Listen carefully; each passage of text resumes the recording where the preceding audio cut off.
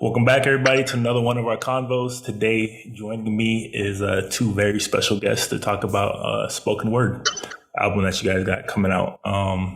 You got some exciting news. You guys have some news coming from the Grammys. You got some other things that we're going to talk about. But before we get into all that, maybe you guys want to give like a little background into each one of you. Yeah, for sure. So I'm S-Wrap, Nashville artist, hip hop, spoken word, and professional speaking. So excited to be here. Thank you for having me. Thank you for joining me. Hey everybody, what's going on? I'm Rashad thaPoet, Rashad Rayford. I'm also a spoken word artist, hip hop artist. I'm an actor and a speaker from Nashville as well. We're super excited to be here, man. Okay. So we'll just get right into it. How'd you guys meet? We met maybe, Saran says like 6 years ago, something like that, 7 years ago. We worked through this organization called Southern Word in Nashville. It's a nonprofit that teaches literacy using the power of poetry and spoken word. So we go into schools like all over the state and teach, we use poetry to teach literacy skills. And we met there. We both are poets and spoken word artists, and so we kind of have that connection. But that's where we really kind of met each other and just kind of started working together from that point as just working together. And it's just been on since then. Okay, yeah. We're also two MCs from Nashville that have a real nice, strong skill set in freestyling, and so there's not many people these days that can actually freestyle off the top of their head. So. Of course, we hear each other's names buzzing in the same circles, and we're always like, oh man, we got to do something together. We got to work together. And then, of course, we'd be on gigs together, freestyling, and then it turned into working together and collaborating. So that's cool. And Nashville seems to be like a very, central hub for like musicians in particular. So is it also like pretty big like on poetry and spoken word and all that? Yeah, it's so it's gone through its phases. I first started doing spoken word in, the year 2000. And, from about 2000 to about 2008, it was really popular, really big. You could hear spoken word, 4 or 5 times a week easily. And then it kind of had this little lull moments later in the 2010s. At that decade that era had a little lull, but it's starting to come back now. You see a lot of new up and coming poets, younger poets, who are coming up with this hunger, and they're doing a lot of the great things. So I'm really excited about the scene and about, what's happening and what they're doing now. So. And I guess kind of like speaking on the history of like spoken word itself, like you said, you started in, you said 2000. When did you start? So I started actually through rapping first. Okay. But I started really getting serious about spoken word probably in about 2010. So. Yeah, I kind of want to talk about that, like the connection to hip hop. Obviously, like there's a strong, through line between both of them. I think hip hop evolved a lot from like poetry and spoken word. So do you kind of nowadays, how do you view it? Like, do you view it kind of like a lost art? Like you said, it's kind of coming back and kind of coming back. Or what? I mean, I think that it's not, I don't think it's lost. I think just for Nashville, Nashville becoming kind of a transient city in the sense of new people are coming in. And so a lot of times, like a lot of the poets who I came up with were older than me. So a lot of them had families and just kind of stopped performing. I was traveling all over the country as a spoken word artist, again, in that early period of early 2000s. And so it was just popping, and it's still popping everywhere. Well, for the most part, like especially major cities you go to, spoken word is really popular. But it's just kind of, again, coming back in Nashville to a place where I feel like it's going to get back to a place where it's just well respected. But I don't think it ever left, but it definitely is connected to hip hop. You know what I'm saying? Like it's birthed from hip hop. You know what I'm saying? If you look back at earlier spoken word, like Gil Scott-Heron is a great example of like a poet who performed with, music behind him, right? That spoken word was performed over music. And then you had, the Last Poets and Watts Prophets and like all these artists who used spoken word. And then you started to see it kind of eke into hip hop even more. So hip hop is definitely birthed from spoken word. So they're definitely connected. Yeah. Yeah. And I say too that like for a lot of people that might be watching that is like, well, I don't fully understand what spoken word is. In a nutshell, it's performance poetry. So it's poetry that's meant to be performed, that's meant to captivate you, not just through the lyrics and what's actually being said, but also how it's delivered, which is really dope.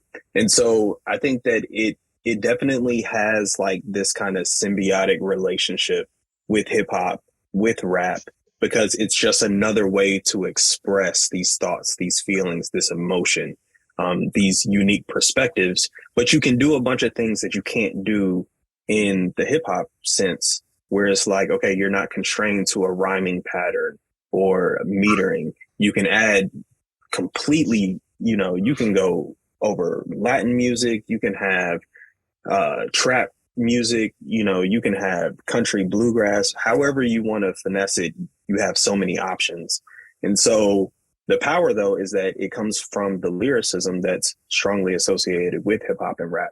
So when you get this vivid imagery of like someone telling you a story and all of a sudden you're like, oh man, like this reminds me of a Nas track, or this reminds me of a Tupac track, right?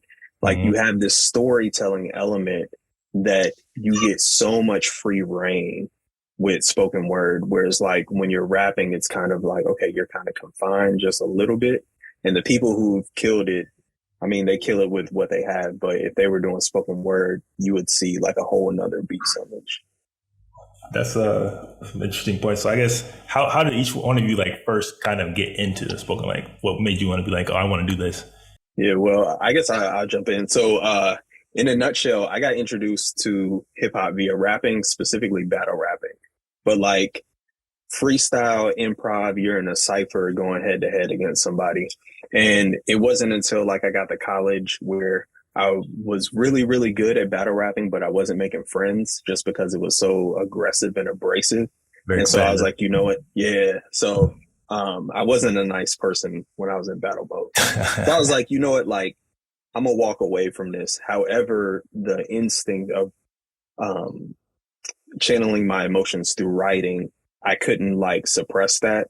So I would call myself writing poems.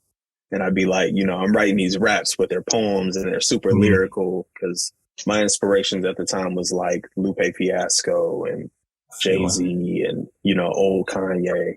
And so, like once I started going to these performance collectives when I was in college, where it was like people would get up and they would do like kind of what they call like slam poetry and just be like real abrasive in your face. Then I get up and I'm performing. I'm like, oh, I think I found my bag. You know what I mean? Yeah. And then, if y'all know anything about Nashville, it's the home of country music. And so it doesn't always play very fair with hip hop and rap in terms of like being able to perform in venues. But if you spin it and you're like, cool, well, let me take my verses from these songs and spit them a cappella, call it spoken word. Now, all of a sudden, I'm a lot more. Yeah. So, it's like, it's a unique tool to have. And so from there, it's kind of like, you just kind of blend back and forth. You know what I mean? So. Yeah. I got started in college. My freshman year, I saw people doing it. And, I was like amazed by it. And so I kind of just sat in the corner for a long time. And then I finally just decided to get on stage and try it. And then once I did it, like I just fell in love with it. I fell in love with the art form. I fell in love with the lyricism, the wordplay, the messaging. And so for me, like that's how I started. And, I just wanted to continue to elevate what I was doing with the art. And, at the time, most people at the time were like putting out chapbooks. But it was like, I was like, I wanted to do an album. And so in 2005, I got with a homie who was, he's a producer here in town. And he was like, man, I don't even know what this is. Like, I don't even know what you want to do. You know what I'm saying? And I was like, man, I got a vibe of what I want, but I don't know exactly what I want. So we just like, we kind of took some Dilla beats and took some other production that he made, and we created my first album, man. And like it was dope because again, a lot of people were like, man, I never heard of spoken word to music before like this. You know what I'm saying? And so like that was like kind of the introduction for me, into like this new foray of like, okay, like spoken word can be viable on wax. You know what I'm saying? It can't have replay value. And so like since 2005, when I created my first album, it's been about like, how do I make albums that have replay value so that people can continue to listen to spoken word? Because that's the knock on spoken word. Like somebody watching right now, like, bro, I don't do all that spoken word poetry stuff, bro.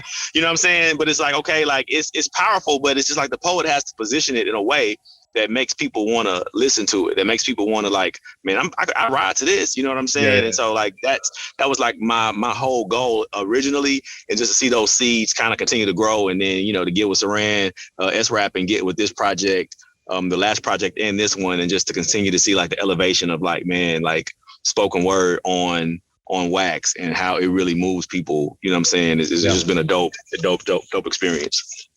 Yeah, accessibility was something I definitely like wanted to touch on because I mean, I don't know if you guys grew up. I'm sure you watched like deaf poetry on TV and all that. I think for like, you know, people that are like a little more middle aged and a little older, that was kind of like made it more accessible for like a lot of people because you had that on TV. You get to see like these different ways of you know, people presenting, you know, thoughts and lyricism, and we don't really necessarily have that right now. So like, I mean.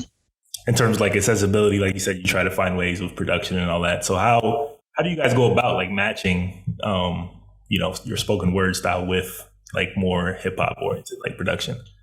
Yeah, I think, well, I'll jump first. I think it's a skill that I think like S-Rap and I kind of, I don't say we take it for granted, but I think because we both have like a hip hop freestyle like background, like it's easier for us to find those pockets with music. And I think sometimes poets don't necessarily choose music that is complementary to what they are saying. And so it comes off as whack.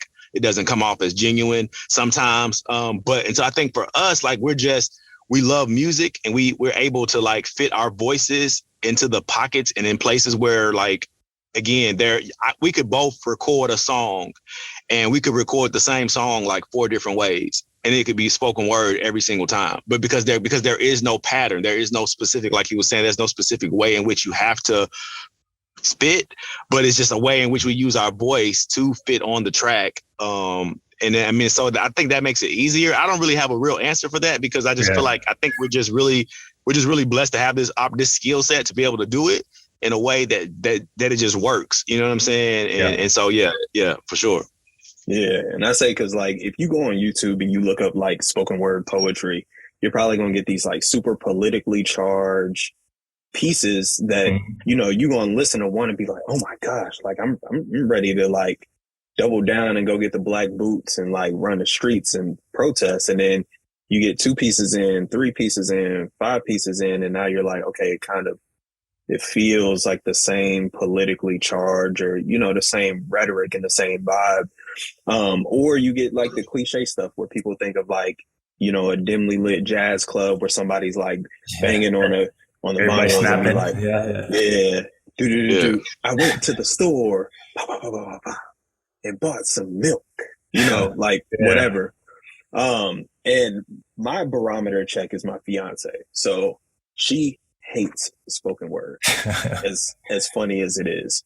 But with what we create and the approach that we have kind of come at this project and the last project, she's like, I don't like spoken word, but I love this project. You know what I mean? And she'll walk around the house and she's singing the lyrics and like, you know, smiling. And I'm just like, okay, well, if she likes the project, cause she, you know, she gonna be raw. She not, it ain't no sugarcoating. So, but yeah, from there, we just realized, man, like we truly got something special from the way that we blend the music and the spoken word to where it doesn't feel like spoken word. So it doesn't feel like we're beating you over the head with something important. The music allows you to feel the vibe. We complement the music very well with some like positivity that really gets you charged up. So it's like, if you're having a bad day, you're like, man, let me turn on the other side. You know, if you're like, man, you know, like I'm excited, I'm about to knock this meeting out the park, or it's the weekend, I'm about to chill, or I'm about to turn up, either or. It's like, man, let me turn on the other side too. Like, got exactly what you need. You know what I mean? Yeah. So like, also like when it comes to like the creative process, I know like spoken word, it feels like it's kind of more of like a solo thing. Like when you guys are like, typically it's like a solo thing, but when you're also creating music as an album together, you guys got to collaborate a little bit more. Does that kind of change things for you in terms of like how you guys approach, you know, you're creating something? Well, it really depends. Like what we'll do, we'll typically kind of take the music and we'll listen to it together, and we'll discuss the concept and the idea of like, what does this song make you feel? where do you want to take this track? What ideas? A lot of times we'll write the hooks together, and then it's like, okay, well, whatever your verse is, go off and write your part. You know what I mean? Yeah. And sometimes like we'll write it together. We'll have like parts where we kind of go back and forth, just, add in different plays. But the majority of it, we deliver the concept and the idea and the chorus together, and then we go off and do our own thing. Okay. I want to shout out you guys, producers. You guys worked with like one group of producers called the Varsity, right? That's what you guys. Okay. So shout out to them. I think they did a great job on this one. Oh man, they killed it. Big ups to Kyle, Bat Flips, Mike B. Hicks, Adrian Taylor. Like, they're just some of the most fire producers in Nashville. Easy. Mm-hmm. Okay. So how'd you guys like connect with them? Was this something you guys always had known them around, just being around the city, and then decided to work together, or just kind of organically? Yeah, we've known, I've known those guys for years now. We've done shows together. Like we've done like tribute shows together and stuff. And, again, like Nashville is a big, small city. So if you do music at a certain level, you're going to run into people. And so like, again, we've known these guys forever, and they created this collective. And, initially we sat down with them just to kind of see what we could do as far as just like, we went to hire them to just create some stuff for us. And we sat down, had a meeting with them, and they played us 17 tracks. And like literally they went 17 for 17. Like they did not miss, you know what I'm saying? And so the conversation kind of, morphed into a thing where it was like, this isn't just going to work as just like us hiring y'all to get some tracks. Like, what if we turn this into a collaborative effort where it becomes everybody's album, right? So now it's like, it's our album, it's y'all's album, it's our album as a whole, as a unit. You know what I mean? So that's why you get like the 6 spoken word tracks, and then you get the 6 instrumentals, just to show like that unity of like that true nature of what collaboration is, right? Working together with somebody, and everything belongs to everybody. So like that's what we wanted to do. And man, we're super excited for this project and what it means and what it's doing. Cool. Yeah, and I'd say too, having the conversation with producers nowadays, where like producers create with the same heart and intent as an artist, but you just kind of get labeled as a producer. You got your tag in the song, and then you're kind of forgotten in the credits. Whereas with this project, what we wanted to do is elevate them as equal artists as well. So it's like, if you notice on the album, it's S-Wrap, Rashad thaPoet, and the Varsity. You know what I mean? Versus just like S-Wrap and Rashad thaPoet produced by the Varsity. So. That's cool. And kind of want to like go back a little bit, like in terms of like its connection to hip hop. Like, how do you guys what do you guys think about like the current state of hip hop today in terms of like writing, lyricism, song production, all this stuff, like compared to, I guess the 90s, which is more in line with the spoken word and the messaging, and then what it is today?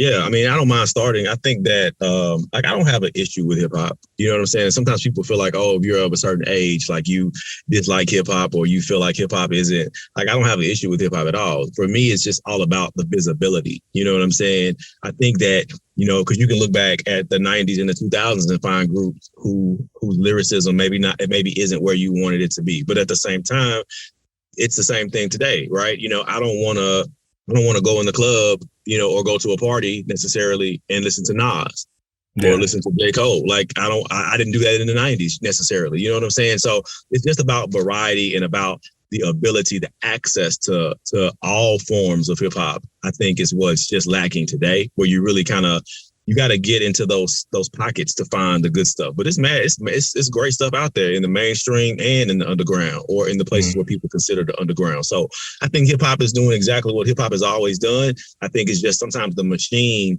is kind of tuning out some of the things that should be brought to light. And so you just got to go find it, But with the internet, man, today, I feel like it's really, you can find whatever you want. You know what I'm saying? Yeah. You can find whatever kind of hip hop you want. You want inspiration, you can find it. You want trap, you can find it. You want mellow, you can find it. You know what I'm saying? You just got to do the work to go get it. But it's out there. So I'm cool with hip hop today, because the voices of people who need to speak up are doing their thing. So, you know what I mean? So I'm cool. Yeah, I say the same. I feel like in the 90s and even like early 2000s, there was a heavy emphasis on lyricism, and like people would listen to the lyrics first.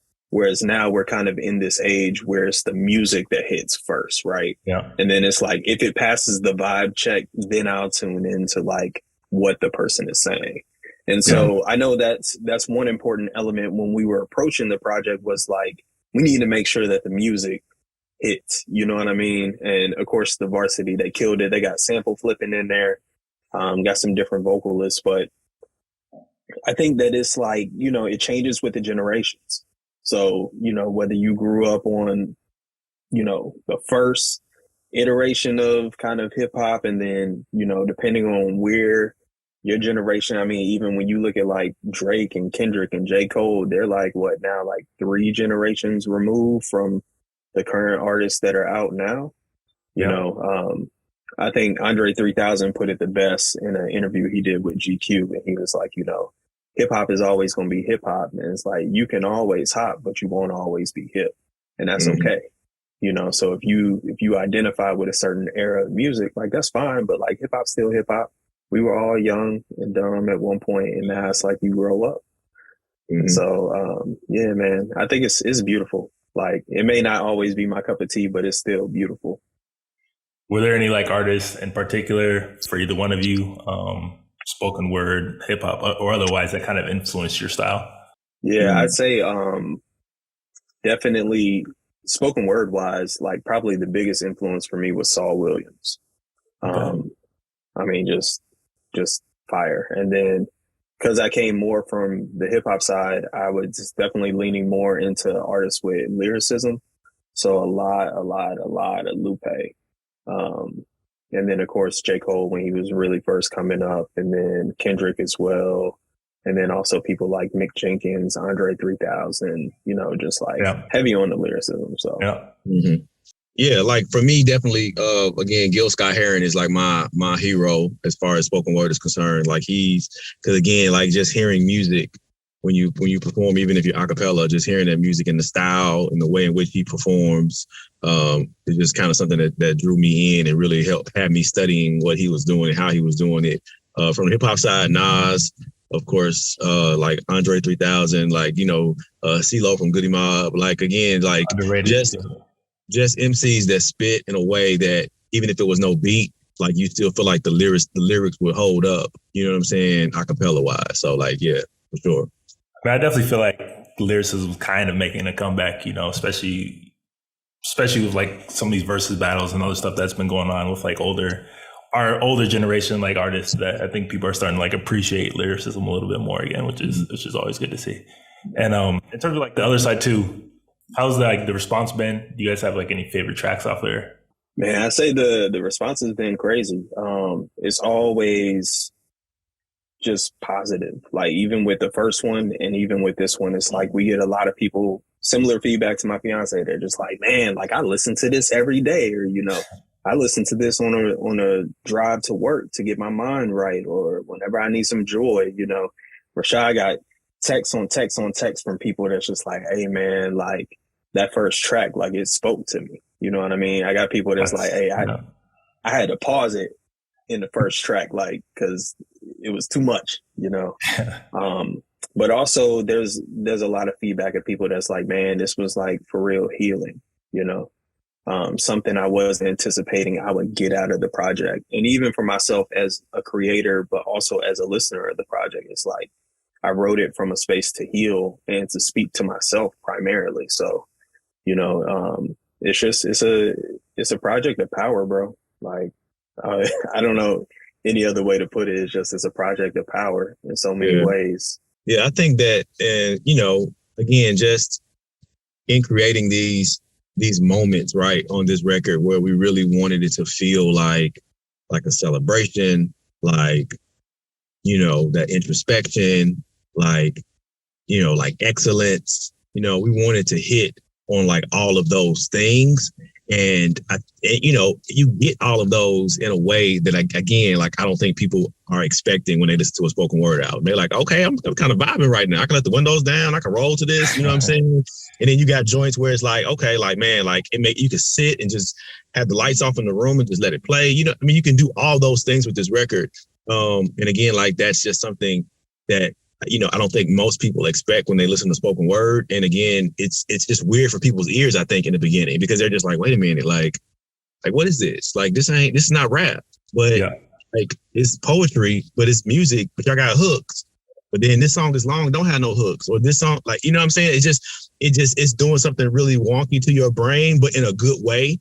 And it's just like, it's inviting. And again, like that's the thing, we want people to continue to go back and catch lyrics and go back and catch vibes on tracks that they were like, man, like this just puts me to a place. And so, yeah, man, like I love the album, man. It's just a beautiful project. And I'm super glad that people are responding in the way they're responding.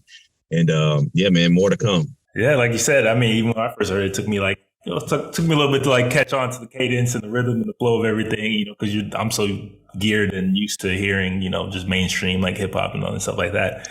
But like you said, the first track, I think it was called Find a Reason. I think that's the one that everybody's talking about. Yeah, that one definitely hit differently. Like that was motivational, like very powerful, very positive. Like I guess that's like kind of the themes of like the album itself is kind of speaking power, positivity, kind of motivational. Was that like the ultimate goal for a lot of these songs? 100%.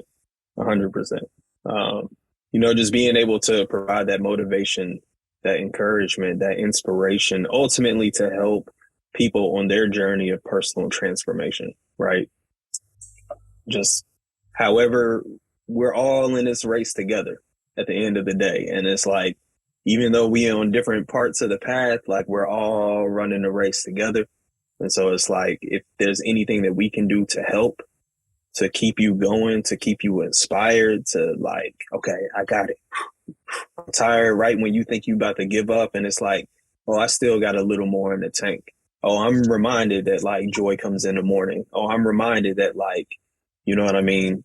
Yeah. This thing is not as big as I thought it was, and that I can actually conquer anything that's in front of me, any obstacle. So yeah, man, just doing what we can to provide that. And it's been incredible because I feel like we delivered for sure. And I think too, like, again, with spoken word, like there's this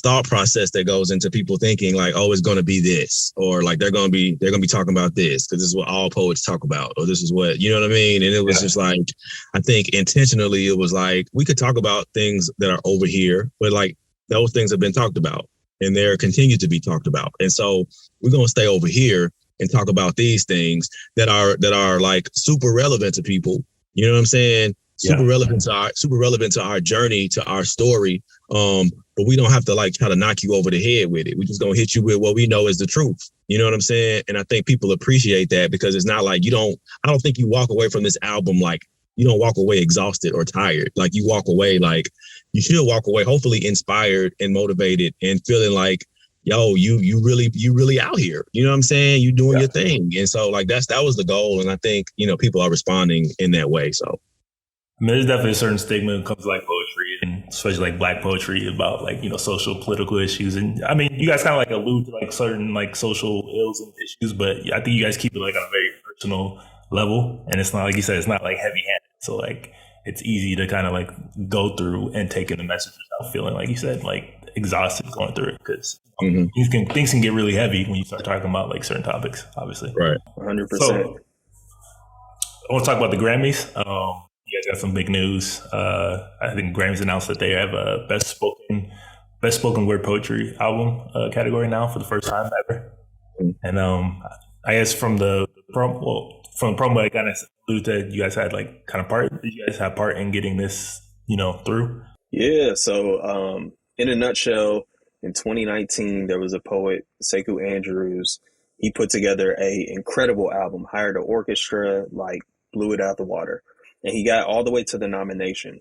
But back then, spoken word, the best spoken word album category was including spoken word. It was including audiobooks, instructional videos, sermons.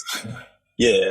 So long story short, Sekou gets the nomination and then he loses to Michelle Obama's audiobook. And of course, I mean, it's Michelle Obama, like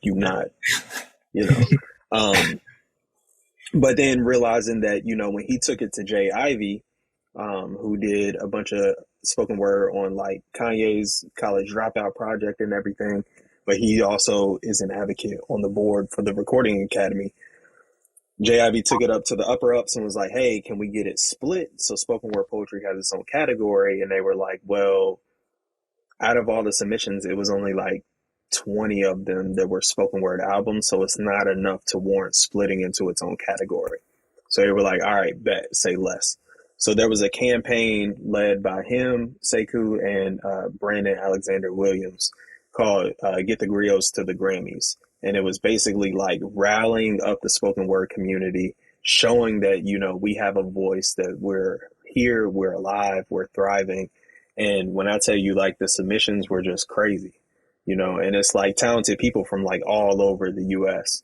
And so with that, as you can see, the Recording Academy was like, okay, like, there is a community, you guys do have a voice, and we do want to honor that.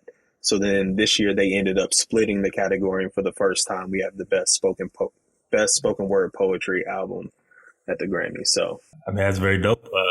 It's been a long time coming, obviously. So I guess what was the feeling when it first initially announced that, all right, now this is like a category, and like you guys have your own space to be like acknowledged and recognized?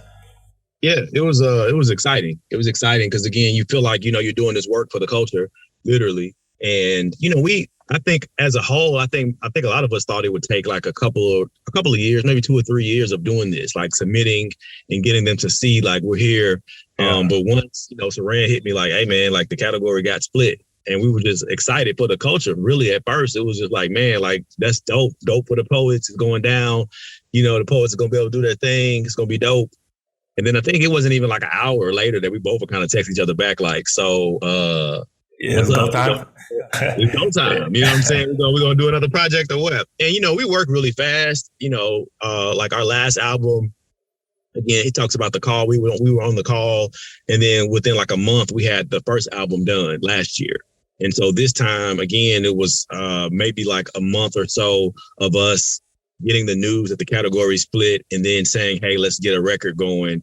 And then we got with Varsity. And then like the album was, we were done conceptually. Like we just had to get everything put together with as far as like recording and doing all those things. But like we had ideas, we were writing hooks. The session that I talked about earlier, we were writing hooks in that session and coming up with concepts in that session for songs. So we were already working then. And so we were able to put it together and do what we do. Again, we just work really fast. And so, yeah, we got this record and we were just really excited about how it's turned out, you know, and just everything that's coming along with it, man. So it's been great.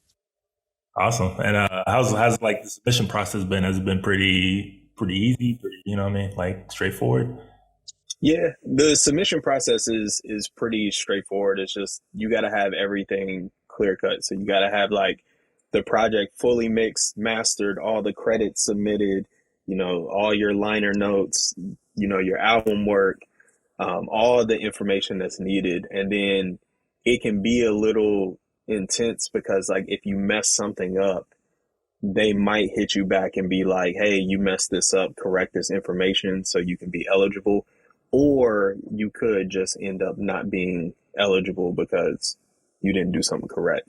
So it's like, you know, it's almost like you walking on eggshells. Like, let me make sure I don't put 2 S's in S-Wrap, or, you know, I spell Rashad thaPoet's name right because it mess up and be different on the ballot and everything, you know. And I guess in terms of Grammys, especially like in hip hop, there's been a lot of conversation over recent years about in our culture and saying that we no longer, you know, need the Grammys, or, you know, shouldn't have allow that importance to be over, you know, people's projects, albums and whatnot. But, you know, for spoken word, how would you guys like view this and how important it is for the community as a whole, and why the Grammys are still so important for, you know, getting recognition and acknowledgement, stuff like this? Yeah, I mean, again, I'll just say that I think it's super important because it just, again, we live in a place where we're trying to show, and not even show, but just be acknowledged as something that's valuable, right? This is a viable art form. You can make a living off this art form. Like I make a living off this art form. There are other poets who make a living from spoken word. And again, spoken word is a tree that branches off. So I'm a speaker as well. And so I make my living as a speaker who blends spoken word poetry into my keynotes, right? Into my workshops that I do in corporate America. So spoken word is super viable. It's here. And it's, everybody wants to be recognized. I don't care who you are and what you do. You want to be recognized in your field. And so whether that's through the Recording Academy, whether that's a BET award, like, you want to be recognized. You know what I'm saying? So wherever you can get that recognition from, like, that's a powerful thing. You know what I'm saying? I can understand why people say what they say about certain things. But for me, I'm grateful that we are being seen. Because once people see us, they cannot not acknowledge what we bring to the table as poets. So I'm excited about it. I'm grateful that we're being recognized, that we're being seen, and that more light is being shown on the spoken word community. So it's a win for us. Yeah. And I say, as a person behind the scenes, like as a voting member of the Recording Academy, when there was like a bunch of the controversy in multiple instances where people are just like, man, like the Grammys isn't really for the people. It's like politics and all this stuff behind the scenes. The Recording Academy has worked really hard to increase the transparency as well as make sure that the Grammys represent the culture. You know, the Grammys represent us as listeners and consumers. And when you think about it on the scale of what the Grammys is in representing the world of music, it's a very like tall order, but I will say, like, confidently that they are taking steps in the right direction to correct that, and it's something that like makes me proud to be a Recording Academy member as well as like a person signing up for it. And I think that it's definitely moving in the right direction, especially for independent artists as well.